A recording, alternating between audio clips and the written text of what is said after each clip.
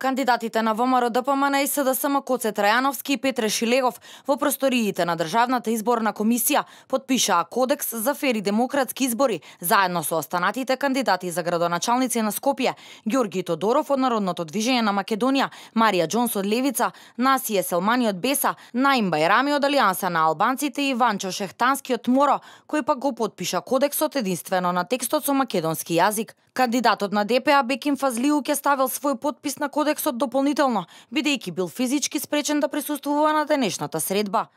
Со оваа декларација сите учесници кои ќе бидат дел од локалните избори се обврзуваат да се придржуваат и да ги промовираат принципите на слободни и фер избори, истакна председателката на изборната комисија на град Скопје Даниела Бочварска. Со овој кодекс учесниците во локалните избори се обврзуваат и се ветуваат еден на друг, но и на сите граѓани на Република Македонија дека ќе се придржуваат и активно ќе ги промовираат принципите на слободни и фер избори.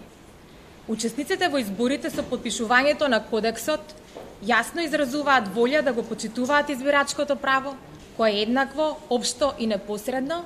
и се остварува на слободни избори со тајно гласање. Почитувани, со потпишувањето на кодексот заедно ќе придонесеме за спроведување на фер и демократски избори според највисоки меѓународни стандарди.